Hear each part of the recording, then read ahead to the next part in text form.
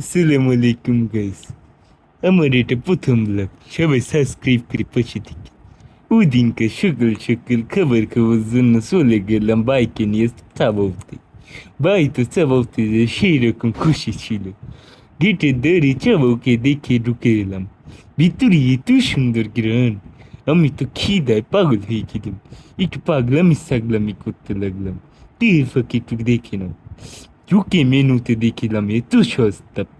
সস্তা মেনু পেয়ে আমি তো পাগল হয়ে গেলাম। আমি চোখ বন্ধ করে দুইটি খাবার অবাক দিয়ে দিলাম। অর্ডার দেওয়ার পর বলে আধা ঘন্টা লাগবে, তাই আমি একটু পাগলামি করতে বের হয়ে গেলাম। এখানে যে একটু হাসি হাসি করে পাগলামি করে দিলাম। খাবার আসি না ভাবতে ভাবতে 25 মিনিট হয়ে গেল। 26 মিনিটের মাথায় তারা খাবার নিয়ে আসলো। তাদের খাবার দেখি আমার মাথা নষ্ট। সব আমি একলাই খেয়ে ফেলবো। এই নিয়ত করে যখন আমি খাবার খেব, ক্যামেরাম্যান বলে আমি এডিট করে দেব না, ছবি তো ভুলেও তুলে দেব না। তাই আমি বাধ্য হয়ে ক্যামেরাম্যানকে একটু খাবার দিলাম। আমরা খাবার খাই, তোমরা চ্যানেলটা সাবস্ক্রাইব ফলো করে পাশে থাকো। এবার গেলাম, আল্লাহ হাফিজ। আসসালামু আলাইকুম গাইস। আমার এটা প্রথম ব্লগ, সবাই সাবস্ক্রাইব করে পাশে থেকে। ওই দিনকে সকাল সকাল খাবার খাওয়ার জন্য চলে গেলাম বাইকে নিয়ে চাবাউতে। ভাই তো চাবাউতে যে সেই রকম খুশি ছিল।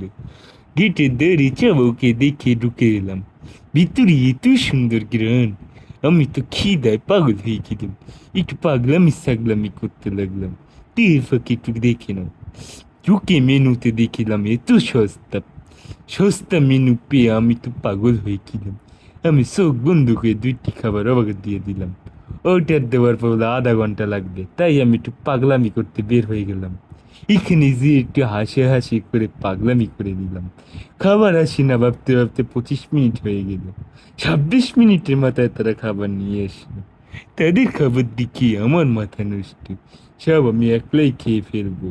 এই নিয়ত করে যখন আমি খাবার খেব, ক্যামেরাম্যান বলে আমি এডিট করে দেব না, ছবি তো ভুলেও তুলে দেব না। তাই আমি বাধ্য হয়ে ক্যামেরাম্যানকে একটু খাবার দিলাম। আমরা খাবার খাই, তোমরা চ্যানেলটা সাবস্ক্রাইব ফলো করে পাশে থাকো। এবার গেলাম, আল্লাহ হাফিজ।